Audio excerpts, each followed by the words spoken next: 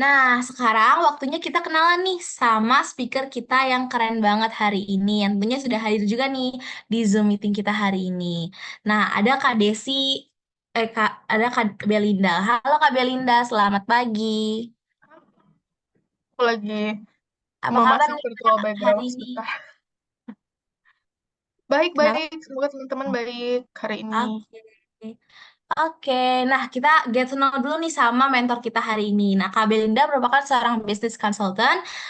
Pengalaman-pengalaman Kak Belinda pernah menjadi commercial graduate trainee at Philip Morris International. Selain itu juga ex Unilever, PMI, Ruang Guru, PwC, dan juga Kak Belinda merupakan mahasiswa berprestasi 2 Fakultas Ekonomi dan Bisnis Universitas Indonesia, serta telah menerima 400 honors and awards. Nah, tentunya pengalaman-pengalaman yang dimiliki Kak Belinda ini udah meyakinkan kita semua banget gak sih teman-teman, dan tentunya teman-teman di sini juga kayaknya udah nggak sabar banget nih Kak buat dengerin materinya hari ini.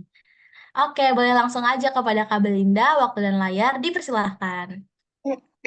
Oke, sorry ya agak buram ya, aku lagi di rumah, jadi pencahayaannya tidak mendukung. Oke, aku izin share screen.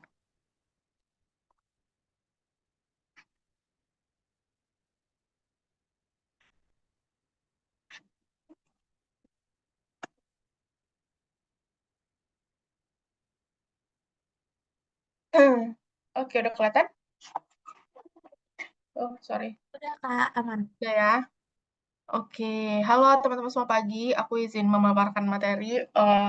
Selamat pagi semua, thank you banget udah join. Aku tahu ini momen-momen liburan sekali. Apa namanya, Sabtu tanggal 30 gitu ya. Cuman kemarin pas Victor ngasih tanggal, ya aku bisa tanggal segini gitu ya, untuk weekend. Karena sebelum-sebelumnya mungkin udah di tag sama yang lain. Jadi hamdalahnya juga cocok materinya di week terakhir soal presentation dan pitching.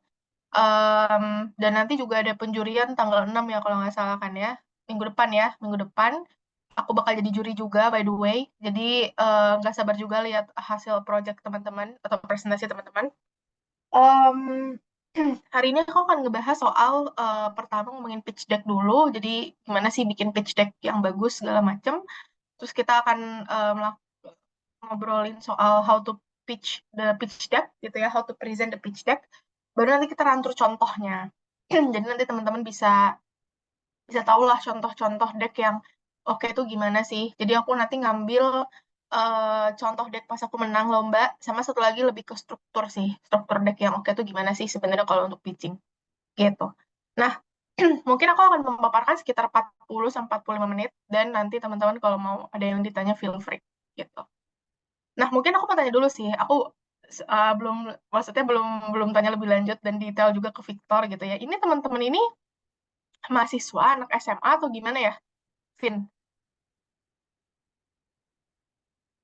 Teman-teman di sini rata-rata mahasiswa Kak, tapi ada juga yang SMA. Oh, campur ya. Oke, oke. Wah, yang SMA kalian sudah one step ahead sih. Mungkin nggak one step lagi ya, two step ahead lah. Kalian udah belajar soal consulting gitu. Luar biasa, anak zaman sekarang makin-makin ya. Aku bersyukur aku agak lebih tua dari kalian ya. Kayaknya aku nggak sanggup deh kalau competitiveness-nya kayak gitu.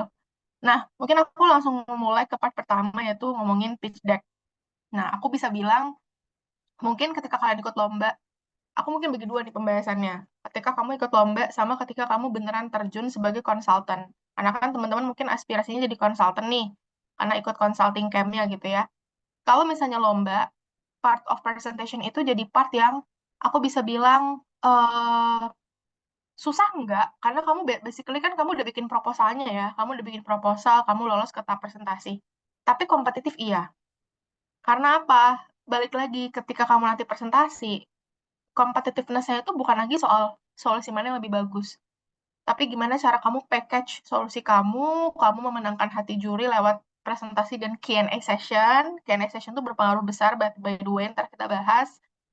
Sama mungkin kesiapan dan keniatan teman-teman lah. Bahwa bikin UI UX-nya nggak, bikin apa namanya, prototype-nya nggak, dan lain-lain. Beda nih sama ketika teman-teman memang dapat project consulting. Misalnya kliennya perusahaan A, perusahaan B, perusahaan C. Yang menjadi penilaian atau yang menjadi part utama tuh bukan mana nih yang menang gitu ya, mana nih yang bagus, enggak. tapi lebih ke visibility, lebih ke communication flow kamu sama klien, kamu memenuhi ekspektasi klien, dan mungkin bentuk slide nggak akan jadi salah satu hal yang sangat dinilai gitu, karena yang penting insight yang diberikan oleh kamu sebagai konsultannya. Nah, tapi gimana nih kalau case-nya kayak kalian? Bisa kalian dikasih kasus, terus kalian present nih, nanti ntar menentukan siapa yang best project atau best presentation segala macam ya. Kalian mix lah. Maksudnya secara packaging atau presentation kalian harus bagus, tapi secara substantif kalian juga harus harus oke gitu. Nah, jadi makanya di sini aku bilang part presentation dan pitching itu jadi salah satu part yang penting. Kenapa? Sebagus-bagusnya solusi kamu, tapi cara kamu menyampaikannya ke stakeholders atau ke juri itu kurang oke, kamu akan kalah sama yang mungkin solusinya biasa aja. Tapi the way dia package tuh bagus banget gitu. Dan itu aku rasain, mungkin kan dulu aku sering jadi peserta nih, peserta ya finalis dan lain-lain lah ya. Tapi semenjak aku kerja 1 tahun yang lalu, aku alhamdulillahnya sering dikasih jadi kesempatan jadi juri both untuk biz case, biz plan, innovation competition, dan aku menemukan benang merahnya gitu. Aku ngeliat ada kelompok ini yang sebenarnya solusinya mah B aja gitu. Cuma cara dia nyampein, cara dia ngasih prototype, cara dia ngasih visibility, itu bagus. Dan itu aku lebih appreciate gitu loh sebagai juri, dibanding mungkinnya solusinya sebenarnya oke banget. Pas presentasi tapi flop, kayak kurang gitu. Nggak lancar, pas ditanya jawab juga nggak convincing juri, pas ditanya balik, nggak bikin prototype. Terus ketika kita challenge sedikit itu chaos gitu. Karena solusinya bagus, tapi ternyata dia nggak tahu sampai ke daging-dagingnya gitu. Sebenarnya solusi tersebut itu seperti apa. Atau kelihatan banget dari satu tim ini tuh cuma satu orang yang carry, sisanya cuma ngikut doang. Kelihatan banget pas presentasi itu, apalagi pas Q&A.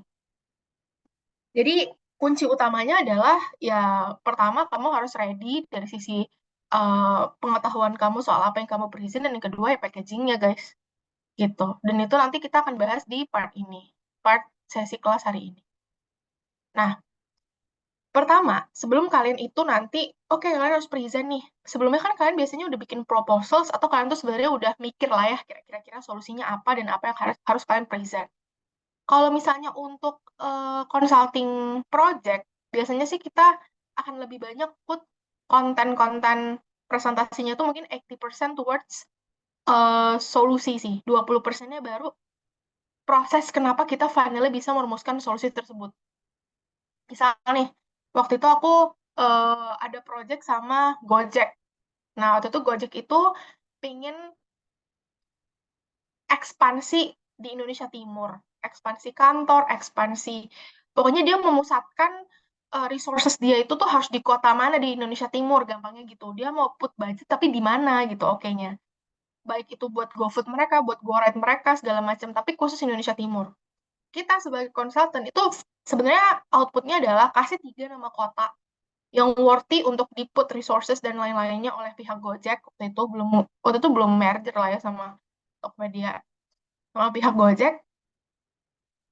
Dan cara kita menjawab adalah kita benar-benar full ngejelasin method kita in selecting kota apa yang cocok di Indonesia Timur, dan apa finally 3 nama kota yang memiliki skor paling tinggi. Jadi kita bikin metode kuantitatif, metode kualitatif, kita lihat dari angka ini, angka itulah, segala macam dari itu kota-kota yang ada di Indonesia Timur, kita compare, terus kita matchingin dengan apa yang sebenarnya Gojek itu butuhin. Baru nanti finally kita comes up dengan 3 nama yang secara metode yang kita bikin, itu skornya paling tinggi. Nah, kita full di situ sebenarnya representasinya. Cuman ya pas Q&A nanti banyak pertanyaan yang muncul pastinya. Kenapa metode ini yang dipilih instead of metode lain? Kenapa parameter yang ini yang dipilih? Kenapa nggak parameter lain? Atau kok saya nggak ngelihat parameter ini ya? Kenapa nggak di-include? Jadi pertanyaannya tuh lebih challenging, istilahnya lebih memantapkan lagi lah, menyempurnakan metode yang kita pakai untuk memilih kota-kota yang harus mereka ekspansi secara budget centralization-nya gitu. Tapi kalau lomba, mungkin akan lebih wide menurut aku. Karena kamu akan ngomongin dulu introduction-nya, kamu akan jelasin dulu method kamu akan jelasin dulu problem prioritization-nya, baru kamu masuk ke solusi. Jadi mungkin nggak akan 80% solusi gitu kalau lomba ya. Tapi kamu mungkin akan 60% solusi, sisanya tuh yang lain-lainnya. Karena kamu harus bikin visibility analysis, kamu harus bikin intro, kamu harus bikin problem prioritizations. Nanti mungkin teman-teman udah tahu lah ya, kan di week-week sebelum-sebelumnya kan kamu udah belajar ya sebelum masuk ke week ini. Jadi kan kalau lomba biasanya Intro dulu, terus ada analisis, baru problem identification, solution, visibility, baru closing.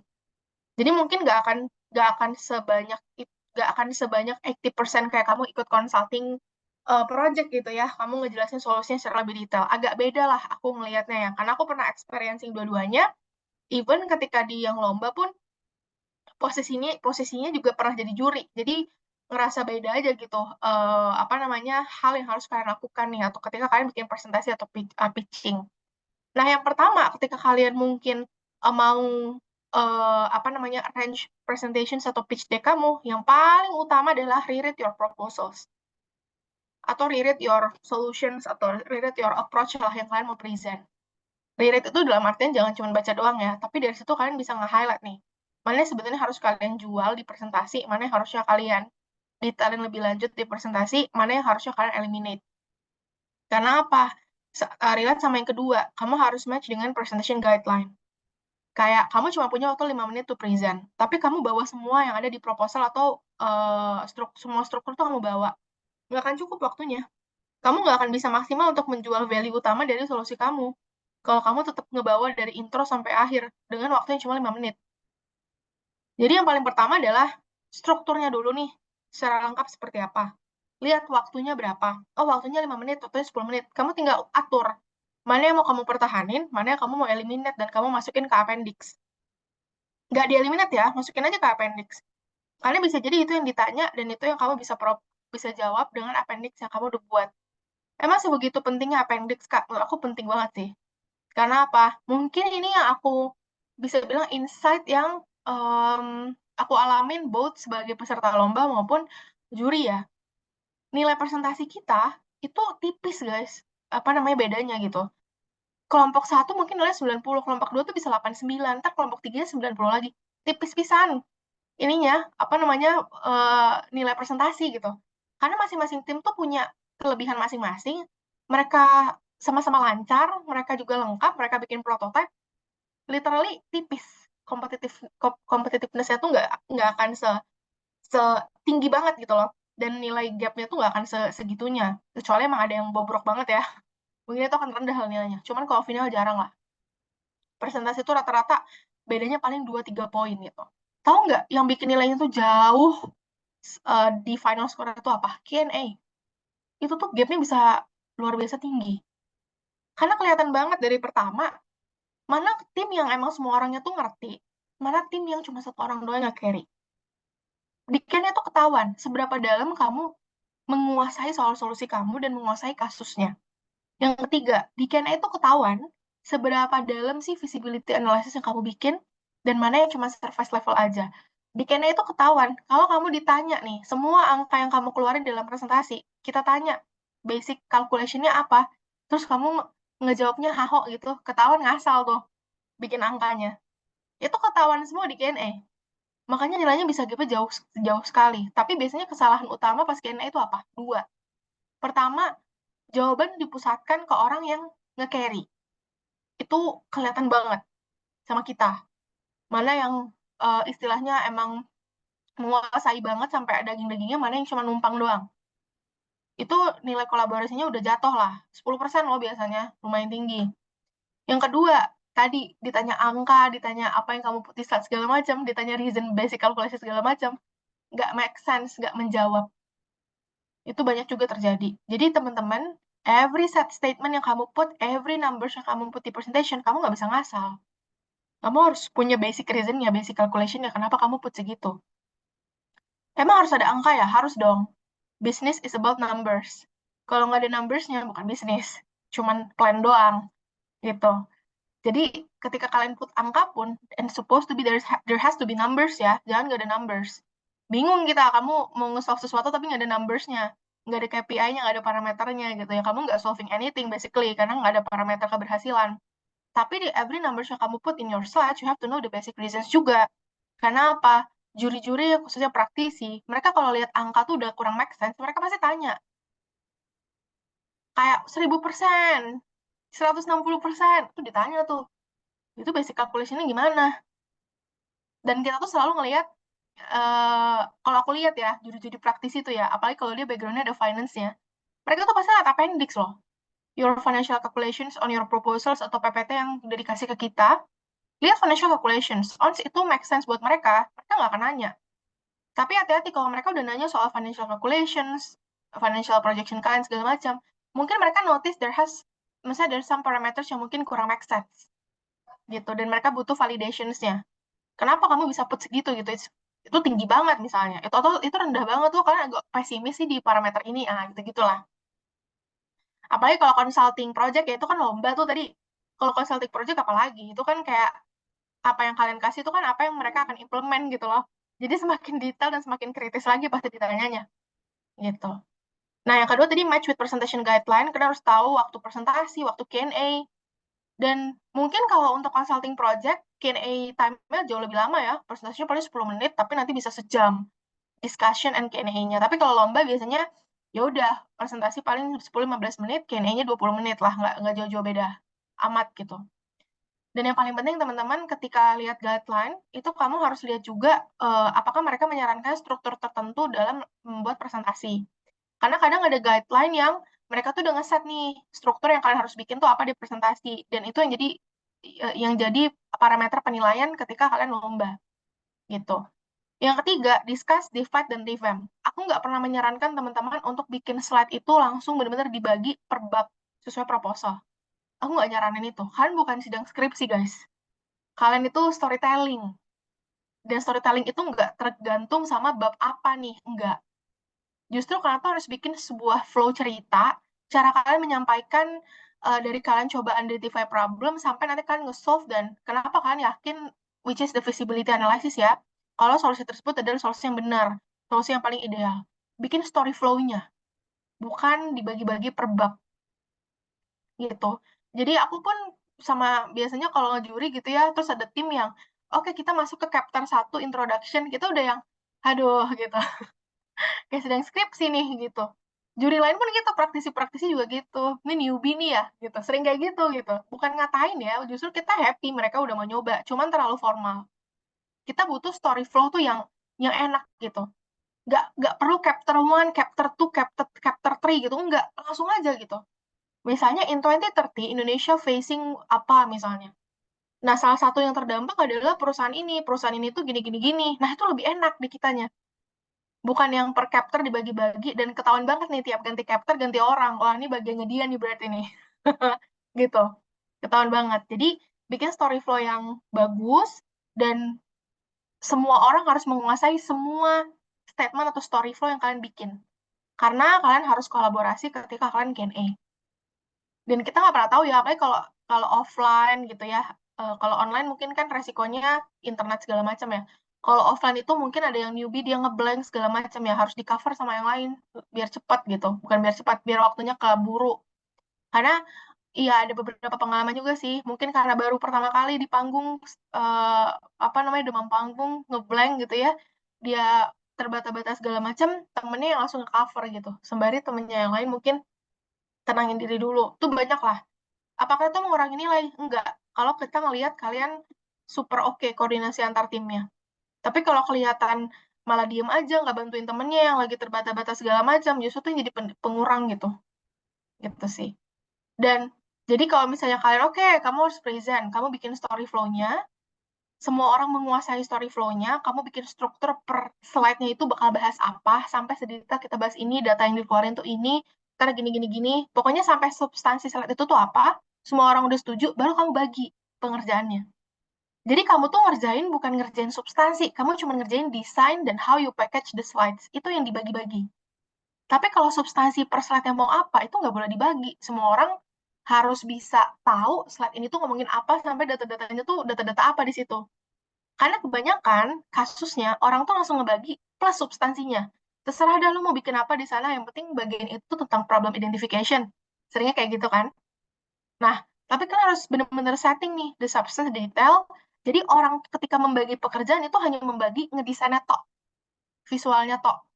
Substansinya tuh udah dibagi, benar-benar udah di, istilahnya semua orang tuh udah setuju dan menguasai substansi masing-masing slide.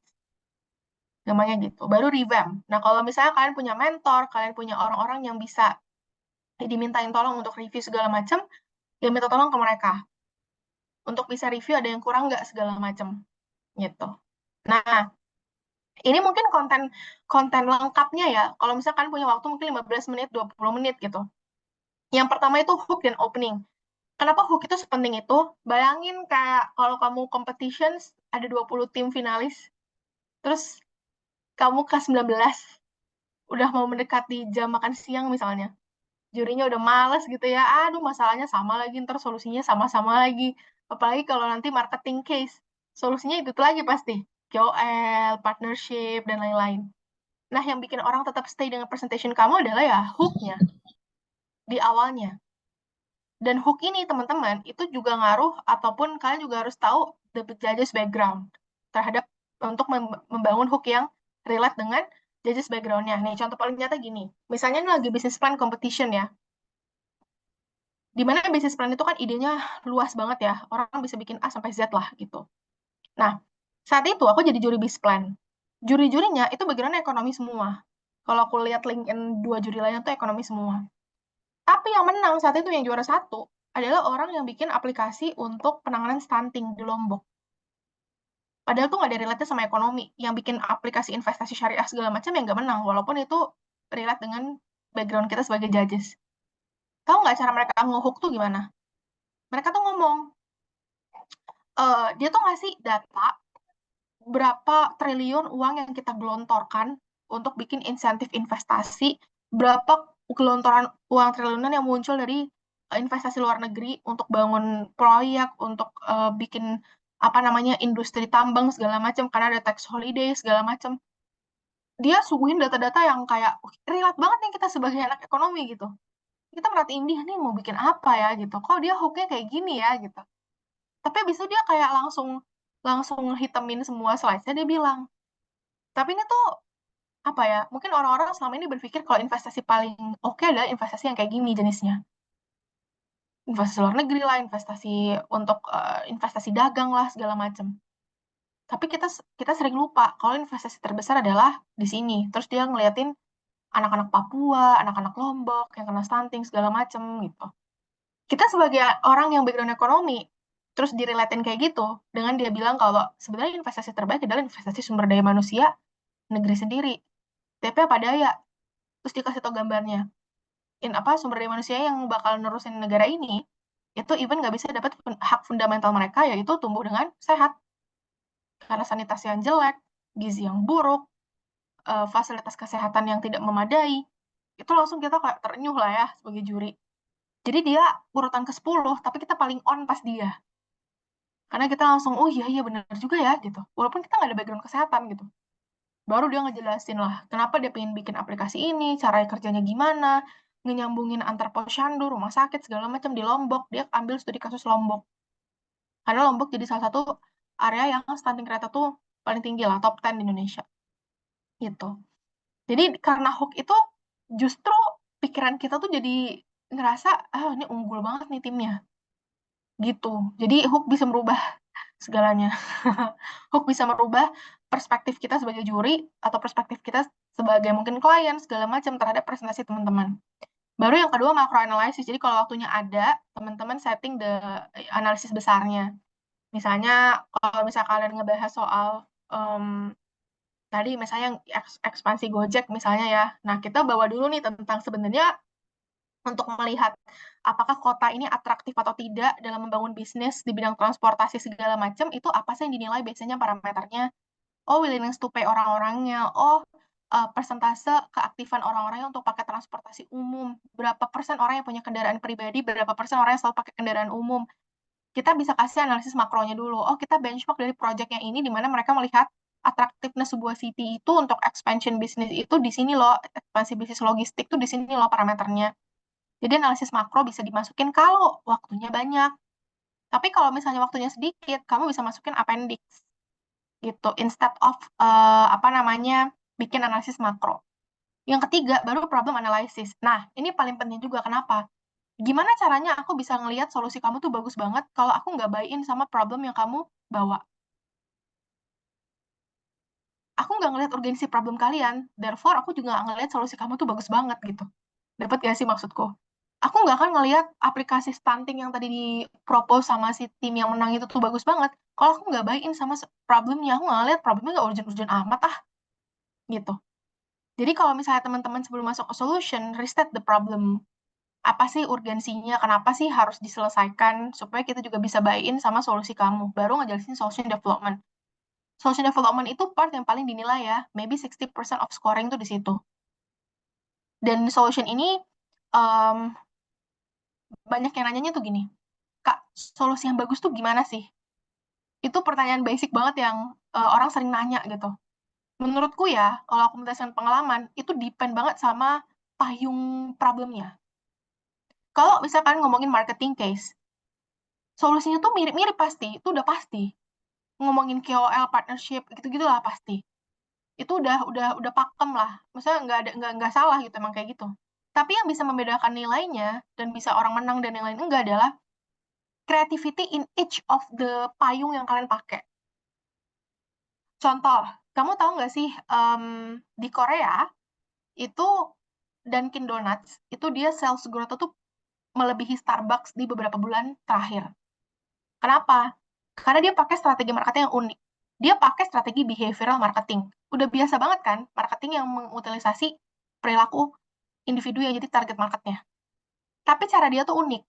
Jadi dia tuh sadar kalau outlet-outlet dia itu selalu deket dengan orang naik turun bus. Tahu nggak ya halte yang kalau kalian nonton drakor tuh kan ada halte-halte yang tempat orang naik turun bus lah ya. Ya kayak halte Transjakarta kita lah. Outlet dia tuh selalu maksimal itu paling 500 meter dari sana lah. Akhirnya mereka itu put marketing budget mereka untuk nyewa pengharum ruangan sama radio bus supaya di peak time, jadi kayak jam-jam pergi dan pulang kerja, itu harumnya tuh harum kopinya Dunkin Donuts, sama jingle radionya tuh jingle Dunkin Donuts. Dan bayangin ya, gue lagi pulang kerja nih, capek gitu ya, gue nyium bau kopi, jingle Dunkin Donuts, turun-turun dari bus, 200 meter, gue lihat ada outlet Dunkin Donuts, dan itu lagi diskon 20%. Kamu bakal ke sana nggak? Aku pasti ke sana. Aku pasti beli. Gitu. Diskon lagi. Gitu kan. Apalagi di sana cupnya juga apa namanya reusable. Maksudnya bukan sekali pakai. Wah, keren banget nih gitu kan. Ukurannya gede lagi. Diskon lagi. Wah, udahlah. Aku pasti beli. Sales growth dia surpass di Starbucks. Yang selalu nomor satu di Korea. Itu aku lihat kemarin baca lah ada insight gitu di Instagram. Nah, yang aku maksud kreatif itu tuh di situ. Kalian payungnya mah sama aja ngomongin behavioral marketing. Tapi caranya itu yang jadi penilai. Beda sama kalau kasus-kasusnya kayak misalnya kalian disuruh bikin strategi ekspansi. Bukan creativity guys yang dilihat kalau di situ. Metodnya. Gimana kamu cara set parameter attractiveness-nya? Gimana cara kamu membawa logik? Kenapa sih kita tuh harus melihat parameter A, parameter B, parameter C kalau kita mengukur seberapa atraktif kota ini untuk jadi tempat ekspansi sebuah bisnis? Yang dinilai bukan creativity, logik. Kalau misalnya case-nya case bisdev, case-case yang mungkin bukan marketing lah ya, gitu. Beda lagi kalau kasusnya supply chain. Di supply chain itu banyak parameter-parameter yang rumusan, rumus-rumus bottleneck level, service level itu ada rumusnya. Semakin kamu bisa bikin method yang istilahnya basisnya itu solid, which kalian pakai beberapa parameter yang udah pakai rumus gitu ya, terus kalian hitung angkanya, dan angkanya make sense, ya semakin bagus. Tapi jarang lah kayak supply chain, karena menurut aku ilmunya nggak segampang itu untuk dipelajari secara otodidak. Beda sama mungkin yang lain ya, marketing, bisdev, segala macam mungkin bisa lah otodidak. Tapi kalau supply chain jujur aku ya kesulitan gitu. Nah itu contohnya. Jadi kalau kalian tanya solusi yang bagus tuh gimana sih? Depend. Kasus apa dulu yang kamu solve gitu. Baru setelah kalian ngomongin solution, kan set visibility. Visibility ini sesimpel lu nge-propose solusi banyak. Tapi kelayakannya gimana? Bisa nggak diimplementasi? Biasanya visibility itu ada tiga guys. Ngomongin soal financial projections, operational analysis atau timeline, sama risk and mitigation analysis. Baru conclusion dan long term plan. Jadi kedepannya kalian lebih ke sustainability plan-nya lah gitu. Nah jadi kalau kalian udah setting nih all of this kind of structure, kalian lihat waktunya. Oh berapa menit nih? Oh cuma 5 menit. Mana yang dieliminasi masukin appendix, mana yang stay di struktur proposal, struktur presentasi. Orang biasanya nanya, Kak, kenapa nggak kebalikannya aja? Kenapa nggak kita, ya udah kita tahu dulu 5 menit, terus kita set presentasinya, ya udah itu buat 5 menit only. Guys, there has to be Q&A session. Kalau kalian cuma setting presentasi untuk 5 menit, kalian pasti nggak ada appendix. Kalian pasti nggak ada bahan untuk menjawab Q&A. Which yang tadi aku bilang, Q&A itu skornya juga signifikan ngaruhnya. Even gap-nya itu bisa jauh banget antara satu tim dengan tim lain. Jadi kalau aku dulu prinsipnya bikin dulu lengkapnya, ntar lihat waktunya Recording in berapa, tinggal progress. eliminate, eliminate, eliminate, eliminate, udah yang stay berapa. Jadi ntar di akhir kamu tinggal bilang, analisis ini terdapat di appendix. Kalau Bapak Ibu butuh penjelasan lebih lanjut, kita bisa menjelaskannya di via appendix. Gitu. Nah, tadi ngomongin pitch deck ya, substansinya ya. Ini kayaknya aku lebih dari 40 menit, maaf ya. Selanjutnya, gimana cara kamu pitchingnya atau presentasinya? Tadi aku bilang, sebagus-bagusnya solusi kamu, tapi cara kamu nyampeinnya kurang, nggak akan maksimal skornya. Gampangnya kayak inilah, seenak-enaknya rasa makanan, tapi packagingnya jelek, orang mau beli nggak? Mungkin nggak akan sebanyak itu yang mau beli. Gitu. Nah, makanya the way you present itu penting juga. Paling pertama, aku bilang tadi judges background. Karena kalian ngeset hook itu, kalau bisa sih relate sama background judgesnya. Tapi kan biasanya kalau consulting project atau misalnya business competition, pasti kan background judgesnya relevan lah. Jadi no worry. Tapi kalau kalian ikut business plan competition, judges backgroundnya bisa jadi nggak relevan sama apa yang kalian mau propose. Ini agak nyerempet-nyerempet ke business plan lah ya, nggak apa-apa. Supaya teman-teman juga tahu. Yang kedua, competition preference. Nah, ini penting nih. Jadi ada competition tuh yang preferensinya tuh sesimpel slide type-nya. Ada yang prefer banget tuh yang padat gitu ya, kayak consulting slide. Ada yang mungkin plain aja gitu. Yang penting inti-intinya ada di situ. Kalau kalian lihat, aku dulu ikut yang namanya Shopee Ultimate Cash Challenge, sama aku ikut UFLL. Pas bikin Shopee, itu padat banget kayak consulting slide tuh, kagak ada ruang, nggak bisa nafas slide-nya. Pokoknya setiap setiap tiap ujung tuh ada data lah gitu. Tapi pas ikut UFLL, nggak segitunya. Agak plain aja, kreatif, lebih berwarna-warni, karena lebih ke marketing case waktu itu. Tapi kalau Shopee ini lebih ke biz dev. Nah, itu ngaruh, guys. Nah, itu teman-teman juga harus setting dan harus tahu ya. Yang ketiga, well prepare. Kak, aku udah latihan depan kaca nih. Cuman aku kenapa ya, tiap di panggung tuh tetap tetap tetap deg-degan segala macam. Kamu latihannya depan benda mati soalnya. Kaca itu kan nampilin muka kamu dan ngeliatin kamu only gitu loh. Sama kayak kamu nyanyi di kamar mandi. Kamu pede banget kan? Karena cuma kamu doang yang di situ. Dan gak ada orang yang denger. Terus kamar mandi bikin kamu bagus suaranya kan? Tapi pas disuruh nyanyi di depan orang, chaos nggak? Chaos.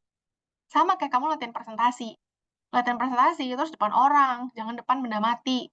Karena kamu nggak akan bisa dapat respon muka yang nonton, pertanyaan yang muncul, gesture orang yang nonton kamu, karena justru itu yang biasanya ngedistract kita untuk nervous segala macam. Apalagi kalau kita baru mulai, jurinya udah nguap, udah kita mulai jurinya udah mengkerut, udah kayak mau nanya, udah kayak nggak make sense nih solusinya, udah kelihatan mukanya kayak gitu ya. Itu kadang ngedistract kita untuk deg-degan, nervous segala macam. Nah, kalau kita terbiasa sama itu, kita nggak akan nervous, justru makin pede aja untuk presentasinya. Gitu. Nah, do's and don'ts yang paling pertama, do's-nya adalah telling a story. Tadi aku bilang, jangan kayak presentasi skripsi ya. Kalian harus bikin story flow yang oke. Spell out the business need. Restate the problem statement. Jangan ujuk-ujuk ngomongin solusi. You have to restate the problem statement. Kenapa? Nggak semua juri itu bakal ingat problem statement itu apa. Atau misalnya nggak semua kelompok itu problem statement-nya sama, bisa jadi. Jadi kalian harus restate the problem statement. Terus kalau misalnya kalian nggak dikasih tahu waktunya sebelum kalian present, ya kalau bisa kalian punya dua version lah, version yang pendek, version yang panjang. Tapi menurut aku sih bikin lengkapnya dulu aja. Jadi nanti kalau ternyata pendek waktu presentasinya kalian tinggal eliminate terus masukin appendix gitu. Don'ts-nya, overlook stakeholders' pet concerns. Ini maksudnya kalian itu bikin solusi tuh nggak nggak nggak pakai perspektif yang luas. Contoh, oke lah, it's marketing case, payungnya pasti ngomongin KOL, partnership, iklan, segala macam. Tapi kan nggak nge-explore sebenarnya hal unik di masing-masing payung tuh apa. Oh, sekarang ada skema baru di KOL. Oh, sekarang ada skema baru di partnership.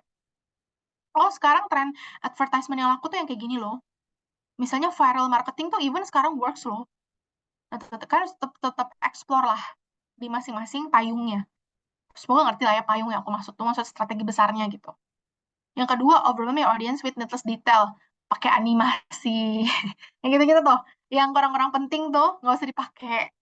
animasi kan di PowerPoint banyak ya, animasi-animasi yang pop up lah, yang inilah, yang itulah. Itu minimalisir aja, itu kadang ngebuang waktu sih, karena suka nge-lag segala macam ya. Terus detail-detail yang pakai logo, bukan logo apa, icon segala macam terlalu penuh itu juga nggak bagus guys.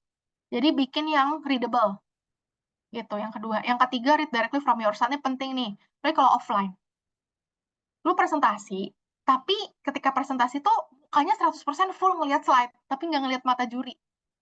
Nah itu jangan ya teman-teman. Kamu harus eye contact. Kamu harus even ke depan, kamu agak main hand gesture, kamu tetap tetap kelihatan kayak professional presenter lah gitu. Nah, materi terakhir adalah tips and trick ya. Yang pertama during presentation, yang pertama latihan depan orang tapi latihannya jangan depan kaca doang. Latihan kalau as a team ya latihan as a team, manage waktunya segala macam. Karena kalau kamu nggak latihan, 90% of your presentation performance pasti chaos di depan. Aku bisa jamin, apalagi kalau offline. Karena apa? Ya, manage waktunya, ternyata ada yang kelamaan lah, segala macam. Itu sering terjadi. Yang kedua, script tone well dressed. Gini, kan boleh sih pakai script gitu ya. Cuman scriptnya tuh jangan script per kata. Scriptnya tuh hanya kayak poin-poin besar yang kalian harus sampaikan ketika kamu present. Kenapa? Kalau per kata, sering chaos lah. Kamu lupa satu bridging aja, itu udah ngehancurin ingatan kamu di paragraf-paragraf selanjutnya. Dan aku nggak rekomen. Kamu harus lebih inilah, naturally lah gitu kalau bikin, kalau present. Scriptnya poin-poin besar aja. Sama asking former winner, finalis, atau presenter. Tanya pas presentasi atau Q&A itu yang lebih ditanya apa sih Kak, segala macam itu kan bisa jadi gambaran buat kamu. Dan yang paling terakhir adalah tips and trick during Q&A.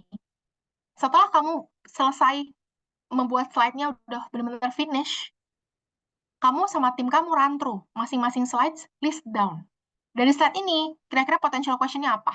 Dari slide kedua, potential question-nya apa? Dari potential question itu, kamu siapin jawabannya. Dan semua orang harus tahu jawabannya apa. Supaya semua orang bisa contribute ketika Q&A. Yang sering orang lupa, yang ini, list down the potential question. Padahal Q&A itu text 40% until 60% of scoring. Terus yang kedua, know your judges, yang tadi aku bilang, dan terakhir bikin appendix. Bagus banget sih kalau kamu jawab pertanyaan, tapi kamu punya data supportingnya di slide belakang kamu atau slide yang kamu present. Jadi kelihatan banget well prepare sama kita. Gitu. Ya, I think itu materi dari aku nih di chat nih. Oke nih. Terakhir banget, aku mau ngasih contoh lah ya. Mau ngasih contoh slide-nya. Ini sebenarnya aku membelakangi ini ya, membelakangi cahaya, makanya gelap ya. Maaf nih cahaya-cahayanya. Karena kalau di rumah kan nggak di setting buat ngisi-ngisi lah ya.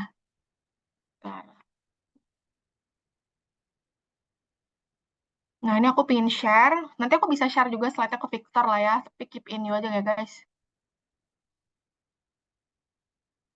Victor bingung nggak aku disebut-sebut mulu sama Kak Belinda ya, karena kamu PIC aku. Oke, ini contoh nih, guys. Jadi waktu itu, kita tuh lomba. Nah, nama lombanya tuh Kalah Future Leader. Ini dari Kala Group. Kala Group itu konglomerasi gede di Indonesia Timur. Jadi kalau di Jawa tuh kan kalian sering dengarnya Bakri ya, grup Bakri, grup Astra gitu-gitu lah ya. Tapi kalau kalian main ke Indonesia Timur, ini penguasanya si Kala ini, punya Yusuf Kala. Karena ada yang nanya, Kak, Kala Group tuh punya Yusuf Kala bukan? Iya, punya Yusuf Kala. Nah, mereka itu bikin business case competition, tapi mereka juga sebenarnya lagi cari ide. Banyak loh company yang bikin business case itu sebenarnya juga cari ide. Karena pas kita final, saat itu kita diberangkatin ke Makassar. Jadi 6 finalis itu diberangkatin langsung ke Makassar. Ya di-provide banyak lah ya di sana, tapi kita lomba dan kita present jawaban kita terhadap kasusnya. Karena mereka juga sebenarnya lagi cari ide terhadap kasus yang waktu itu mereka lagi hadepin. Aku ngerasa ini serius banget. Kenapa? Karena panelisnya nggak main-main. Tahu nggak panelis kita berapa saat itu untuk final? 12.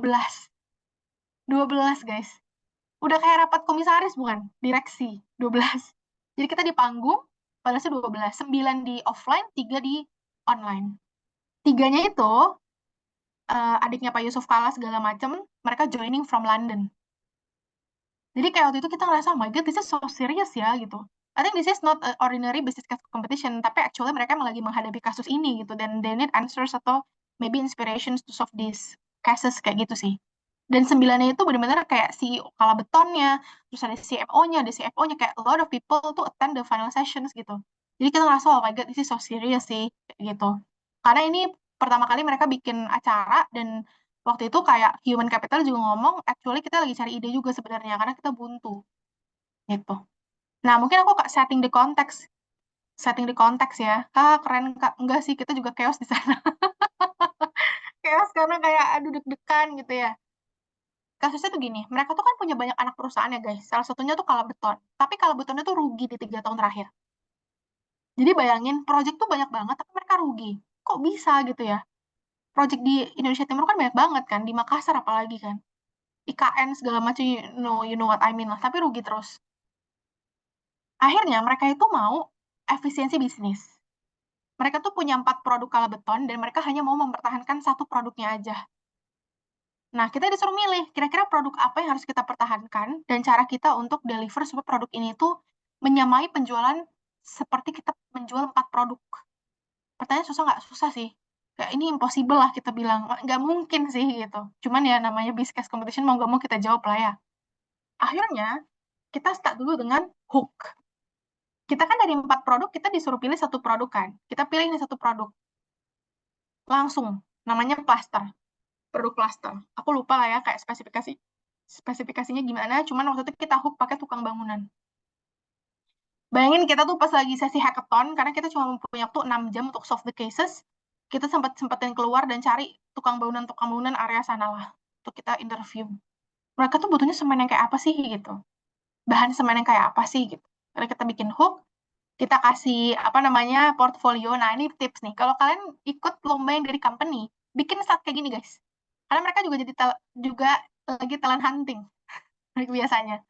Dan benar, pas kita habis selesai present, kita langsung dihubungin sama human capitalnya. Jadi tertarik nggak buat join? Nah, lumayan kan? Sekali dayung 2-3 pulau terlampaui. Baru kita langsung jawab why plaster, karena kita cuma punya waktu 12 menit untuk present. Kita langsung bilang kalau kita milih apa namanya plaster, terus kita kasih kuantitatif and kualitatif methodnya. Jadi saran aku, kalau kalian tuh ada selection gini, make sure kamu juga punya quantitative method. Karena mereka butuh numbers. Terus ternyata yang paling tinggi itu skornya skor plaster, dan itu yang kita pilih. Terus gimana penjualannya itu bisa sama kayak seperti mereka membuat 4 produk, ya kita optimize selling channel-nya. Yang tadi aku bilang logic tuh ini. Ini nggak akan ada di Google. Jadi kalau kamu tuh interview langsung orang yang sering main project, jadi bisnis semen segala macam, itu pakai tiering ke target marketnya. Dan target marketnya bukan kayak Gen Z 18-24 tahun, nggak kayak gitu target marketnya. Tapi tiering. Ada 3 pilihan biasanya, distributor, agen atau toko, atau project atau developer. Kita lihat marketnya si Makassar ini bagusnya di mana. Nah, kita bikin tiering. Tuh baru marketing strateginya. Ini mungkin nggak consulting amat ya, tapi tetap pack lah. Jadi kita benar-benar ya udah to the point aja gitu. Karena cuma 12 menit. Nah, visibility tuh gini, kamu bikin timeline-nya, kamu bikin projected outcome. Boleh emang Kak, kayak gini doang nyebutinnya, payback period berapa? Boleh, tapi kamu harus punya kalkulasi detailnya di appendix. Karena pasti ditanya, gitu. Terus risk analysis, baru appendix. Jadi appendix ini hal-hal yang istilahnya pasti kayaknya bakal ditanya gitu ya, dan kita nyiapin detailnya lah, gitu. Itu contohnya. I think that's all, guys, dari aku. uh, jadi berapa menit ya aku ya? 50 menit ya? Maaf kalau misalnya kelebihan, tapi semoga membantu teman-teman semua. Uh, jika ada pertanyaan, feel free. Terima kasih banyak yang udah datang dan memperhatikan. Aku balikin ke Vina. Thank you. Alright, thank you Kak Belinda buat materinya. Kita kasih tepuk tangan virtual dulu dong teman-teman buat Kak Belinda. Nah, tadi seru banget gak sih teman-teman? Tadi kita ngomongin banyak banget nih. Tentunya kita ngomongin gimana cara Excel your pitch deck, dan Kak Belinda tadi juga ngasih tip and trick during presentation dan juga during Q&A. Dan tadi aku juga dapat banyak banget, satu hal yang aku ingat itu tadi tentang the way we pitch atau the way we present gitu kan. Kita harus tahu judges backgroundnya, kita juga harus lihat gimana competition preference-nya, juga kita juga harus selalu well prepared. Nah, Nah, tentunya teman-teman dari materi hari ini, jika ada teman-teman yang mau bertanya, boleh banget nih langsung raise hand dan tanya langsung ke Kak Belinda. Tapi kalau misalnya teman-teman ada kendala, buat on mic, boleh banget langsung kirim pertanyaannya lewat kolom chat, nanti aku coba bantu bacain untuk dijawab sama Kak Belinda. Gitu. Boleh banget ya teman-teman, langsung raise hand.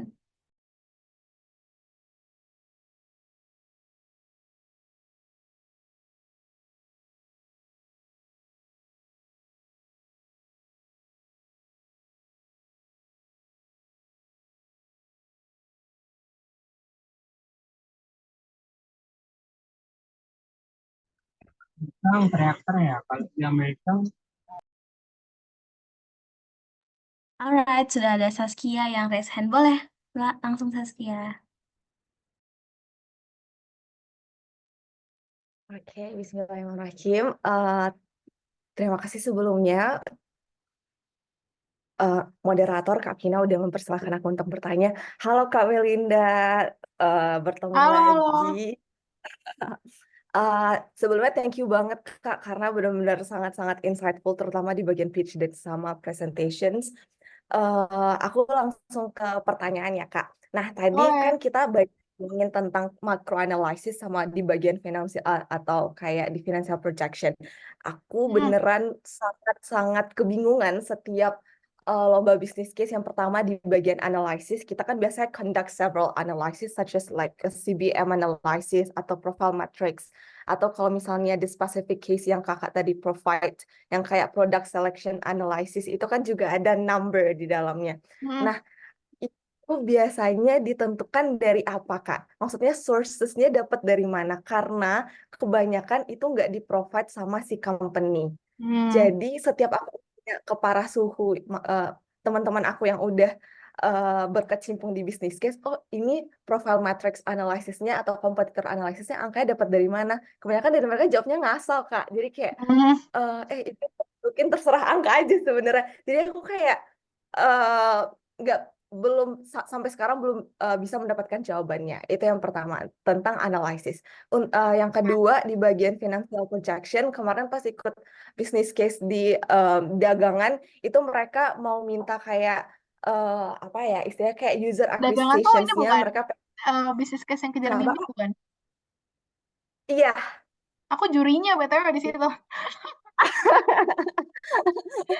Oh iya Kak. Oh Iya. alah. Gimana gimana dagangan? Nah, iya Kak. Jadi kayak aku bingungnya adalah di bagian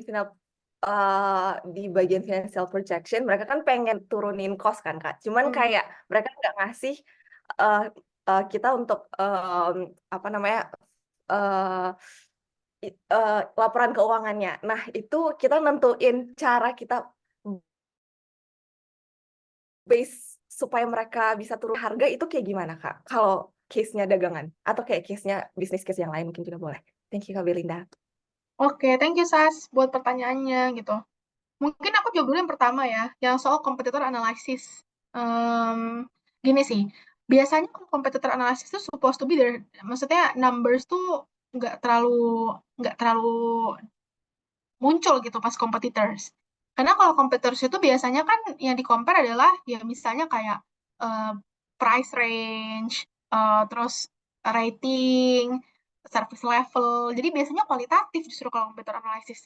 Biasanya orang susah tuh setting KPI, setting angka untuk measure kalau bisa kita bisa bilang strategi kita efektif tuh kalau udah mencapai apa sih. Biasanya kan pakai angka kan. Itu biasanya orang susah untuk setting. Sebenarnya setting KPI atau setting angka untuk measurement ini sukses atau enggak solusinya, itu pakai logik aja. Nggak usah measurement-measurement yang apa ya terlalu rumit, enggak.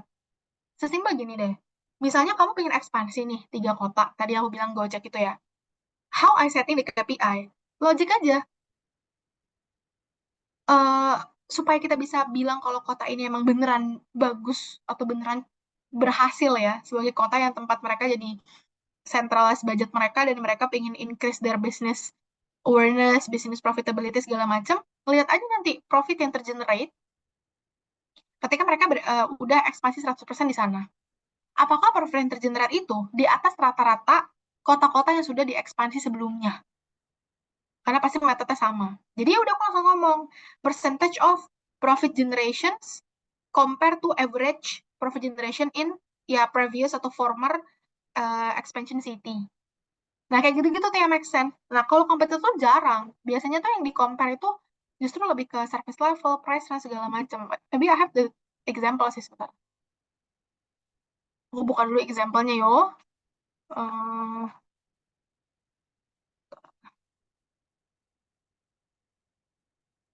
dan aku sih nggak nyaranin ya kalau ngasal-ngasal gitu. Ntar apes soalnya. Pas final ditanya, susah jawabnya. Terus awalnya nilainya bagus, jadi kurang. Gara-gara kayak, ya ngasal nih tim. Dikira make sense gitu, dikira bener. Oh ini. Pakai kala lah ya, karena yang paling baru misalnya ini lomba terakhir aku ikutin pas kuliah dan endingnya cukup sweet, jadi aku pakai. Nah, ini biasanya gini nih, jadi kamu langsung compare ini aja, compare slideshow. Nih, langsung compare aja service-nya, price range-nya, strategi mereka gimana, terus ya udah tinggal lihat rating atau reputations-nya. Baru habis itu kita bisa setting the analisis positioning-nya lah gitu. Jadi sebenarnya dari analisis gede ini tuh posisi-posisi si apa namanya? Ini bukan slide final ya. Maksudnya bukan slide yang final, tapi aku lupa di mana. Cuman ini yang waktu itu yang kita pakai buat brainstorm segala macam sebelum diperbagus gitu ya. Ya kayak draft lah, draft kita kayak positioning gitu. Jadi kayak company-company ini tuh di posisi yang mana sih kalau kita compare dua fundamental parameternya kalau kita lihat sebuah tempat rekreasi atau waterpark atau waterboom gitu ya dari harga sama servisnya. Termasuk attraction segala macam tuh masuknya ke service ya gitu. Jadi biasanya kompetitif mah gini aja. Competition apa? Competition matrix, competitor matrix. Nah, biasanya angka itu tuh, nah ini nih, impact lah. Jadi dari strategi yang kita mau set, itu tuh expected impact itu berapa sih? Atau ya KPI dan expected impact. Nah, expected impact ini biasanya benchmark. Jadi sesimpel, biasanya tuh kalau habis ada iklan atau habis ada apa namanya promo segala macam tuh naik berapa persen sih? Segala macam. Itu biasanya ada di paper-paper tapi yang sifatnya case study. Jadi kita biasanya benchmark ke sana, or even ada yang punya bisnis online nih, teman punya bisnis online, lo kalau habis setting promo di homepage Shopee, sales lo bisa naik berapa nih gitu. Bisa 100%, bisa naik 100% kalau kita bikin di homepage Shopee gitu. Kalau teman-teman yang punya bisnis online ya, ya udah kita set dari sana. Jadi yang penting ada basisnya lah, dan masih make sense gitu. Itu yang pertama. Yang kedua tadi yang dagangan ya. Yang dagangan tuh tadi, kurang dapet ya? Apa namanya pertanyaannya? Yang di financial projection, Kak, cara kita menentukan angkanya kalau misalnya financial statement-nya nggak dikasih sama perusahaan. Hmm, iya sih, agak aneh sih kalau nggak dikasih ya. Cuman kalau menurut aku, em, dagangan ini kan kompetitor banyak. Mungkin kamu bisa benchmark aja dari kompetitor mereka yang memang ngeluarin financial statement. Tapi kalau misalnya kompetitornya juga nggak ngeluarin financial statement, mungkin benchmark sama company yang di industri yang sama. Walaupun service-nya itu nggak literally sama. Yang penting industrinya sama we lah. Terus ya udah benchmark dari sana. Cuman aku tidak menyarankan benar-benar ngasal ya. Tadi kan mungkin kamu tadi tanya teman kamu ngasal pisan gitu ya. Kalau bisa benchmark aja lah, Sas. Tapi kalau benchmarknya pun ada adjustment segala macam ya nggak apa-apa. Yang penting kamu basis utamanya adalah kamu tuh sebenarnya udah benchmark kok. Tapi emang kamu adjust aja dikit-dikit, nah itu boleh. Tapi kalau literally from zero banget kamu ngasal, langsung aja tembak, tembak, tembak, itu nggak nyaranin sih. Gitu. Karena kemarin juga finalisnya tuh banyak yang benchmark lah. Karena angkanya beda-beda tiap tim. Cuman karena kita tahu memang nggak di-provide segala macam, ya kita nggak terlalu banyak highlight ke sana. As long as mereka mention, mereka benchmark dari mana. Gitu. Oke, Kak, berarti kita kalau misalnya kayak gitu bisa ngakalin dengan cari kompetitornya, mungkin yang bisa sejenis, atau Tuh. uh, karena kemarin dagangan sempat nge-state kalau mereka nggak punya kompetitor secara spesifik gitu loh, Kak. Karena mereka running di itu kan, di village area. Jadi kayak makin kayak, aduh apa ini gitu. Oh, Apa ya itu? iya, Kak. Oke, Oke. indirect kompetitor pun nggak apa-apa sih, Sas. Indirect competitor. Oh iya juga, bener. Oke, sip. Thank you banget, Kak, sudah menjawab. Oke, sama-sama.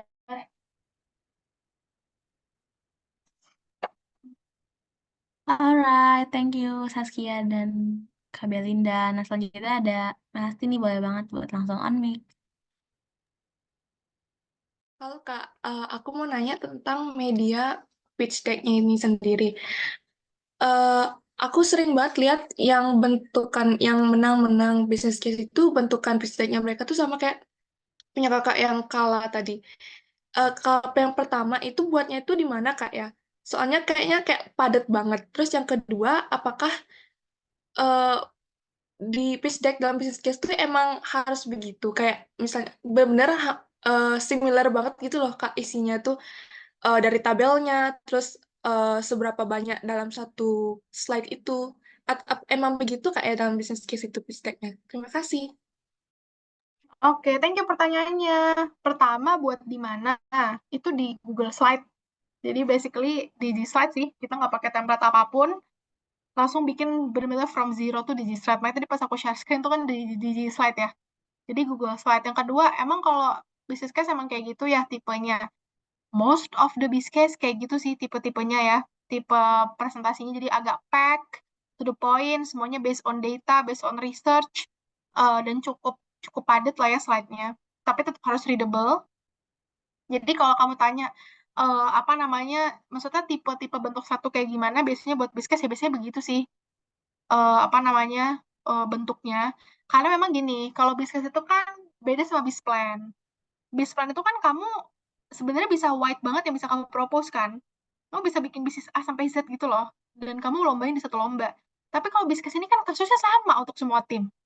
Jadi yang bisa membuat satu tim tuh menang dibanding yang lain adalah ya dua. Either the visibility atau seberapa detail kamu put analisis kan. Makanya akan lebih pack lah bentuk slide-nya. Dan mirip-mirip. Emang pasti mirip-mirip sih. Gitu. Itu sih mungkin Melasti ya. Oke, thank you, Kak. Mm-mm.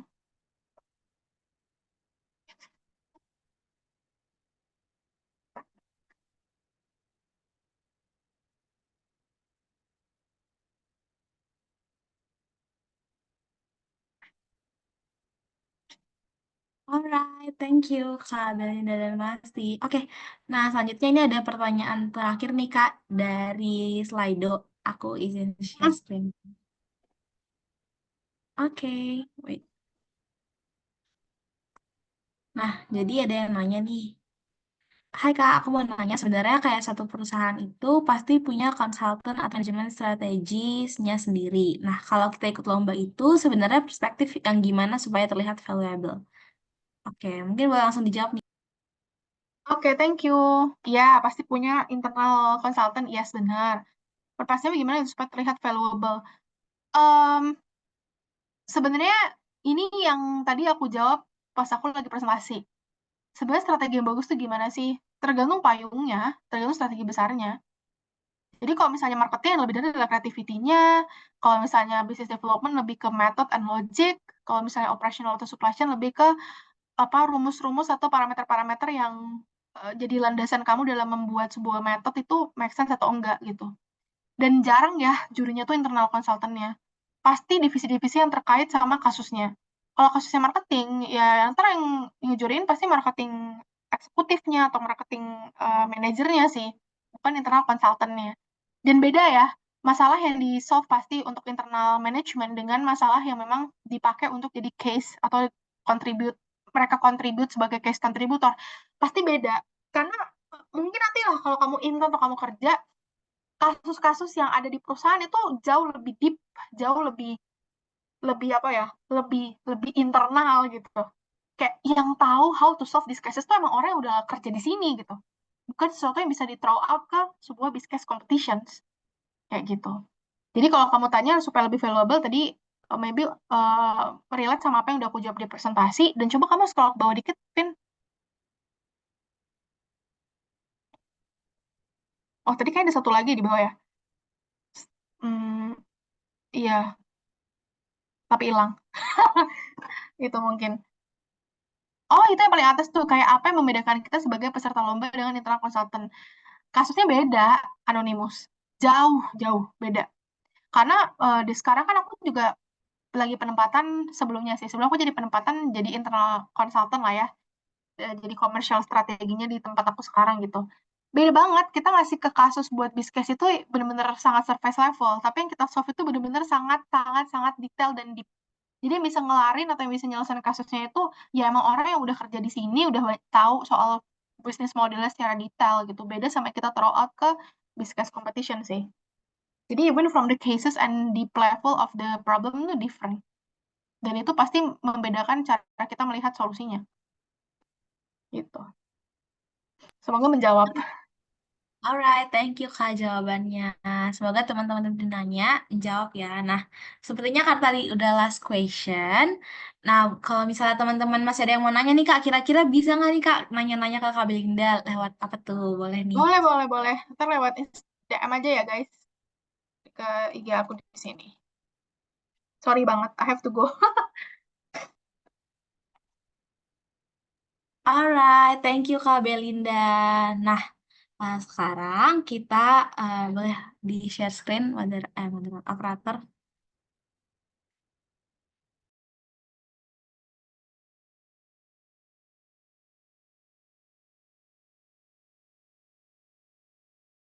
Nah, jadi dari Ajak Jago ada sedikit kenang-kenangan nih Kak dari Ajak Jago untuk Kak Belinda. Mungkin aku pimpin untuk dokumentasinya ya Kak. Alright, aku pimpin dokumentasinya. 1, 2, 3.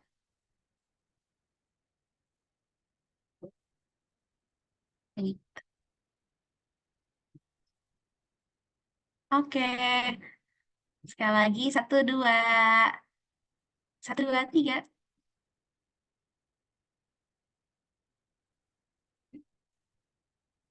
Oke, nah sekarang kita dokum dulu sih Kak sama teman-teman yang ini. Nah, alright, teman-teman yang mau on cam dan bisa on cam boleh banget buat langsung on cam. Tapi kalau misalnya berhalangan buat on cam, boleh banget buat kirim reactionnya.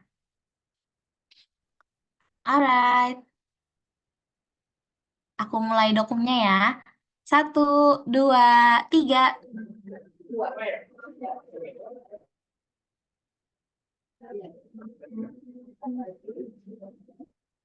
Oke, sekali lagi. 1, 2, 3.